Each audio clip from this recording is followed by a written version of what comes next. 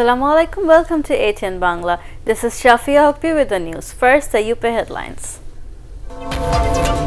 ICC begins scrutiny of information of Rohingya repression in Rakhine. Severe human rights violation claims UN fact-finding mission.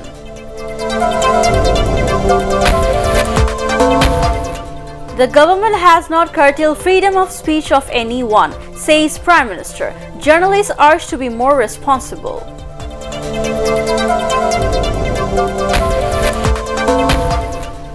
And Begum Khaleda Zia's release is not possible through legal process due to government control, says Maudud. Movement on the streets urged.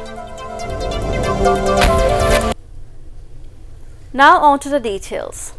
The International Criminal Court (ICC) has begun scrutinizing information of repression against Rohingyas in Rakhine State of Myanmar. Announcing this, Chief Prosecutor of the Hague-based court Fatau Bensouda said, "The aim of the investigation is to see whether the acts of killing, oppression, sexual repression, and forcing out lakhs of people from their country constituted crimes against humanity." Meanwhile, the UN fact-finding mission in its formal report has said severe human rights violation took place in Rakhine, which is the highest crime in international law.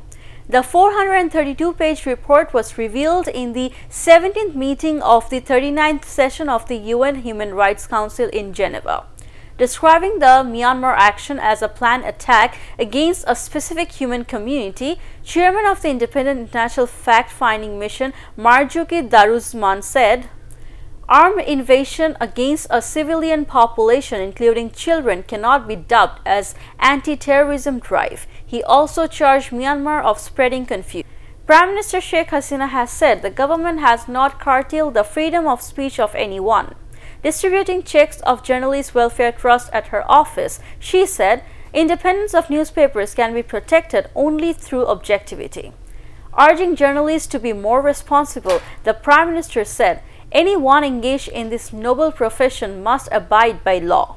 Sheikh Hasina announced to donate 20 crore taka to the Journalists Welfare Trust Fund.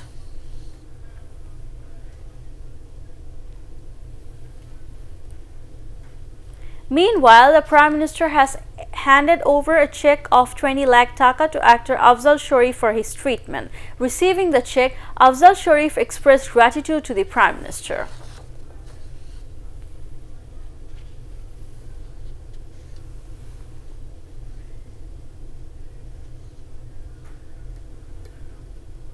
Prime Minister Sheikh Hasina has hoped that Myanmar would be compelled under international pressure to repatriate the Rohingyas who have taken shelter in Bangladesh. She said this during question-answer session of Parliament this afternoon.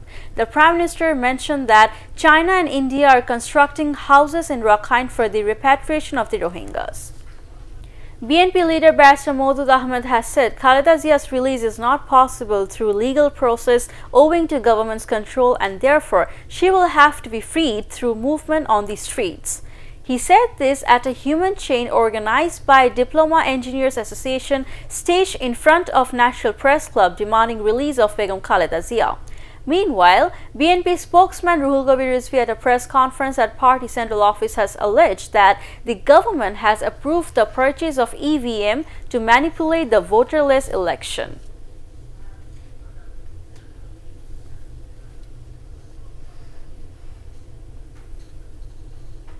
Awami League General Secretary and British Minister Obaidul Qadir has said BNP does not abide by the rules of democracy as it is prone to power-centered politics. He was talking to newsmen after premiere show of a film Gangchil based on a novel written by him in the capital. Information Minister Hassanul Haq Inu, Cultural Affairs Minister Asaduzzaman Noor, and State Minister for Information Tarana Halim were among others present.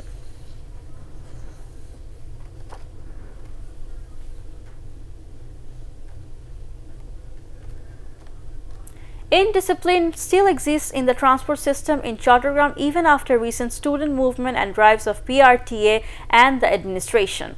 Those connected with the transport sector alleged that, besides transport owners, the common people are also not abiding by the traffic rules. The Chattogram Metropolitan Police CMP has advised all to raise awareness and bring back discipline on the roads. North Korean leader Kim Jong-un has agreed to shut one of the country's main missile testing and launch sites. This was stated by South Korean President Moon Jae-in after meeting in Pyongyang. Moon said the two leaders agreed on a way to achieve denuclearization. North Korean leader Kim Jong-un described the agreement as a leap forward towards military peace on the peninsula. Finally, sports, and Bangladesh became group champions, beating Lebanon in the AFC Under-16 women football qualifying round. Bangladesh thrashed Lebanon by a big margin of 8-0, held at Birshreshto Shahid Sepahi Mustafa Kamal Stadium at Kamlapur. And that's the end of this bulletin. To view ATN Bangla News, browse www.youtube.com/ATN Tube News. Subscribe and remain with ATN Bangla. Allah Hafiz.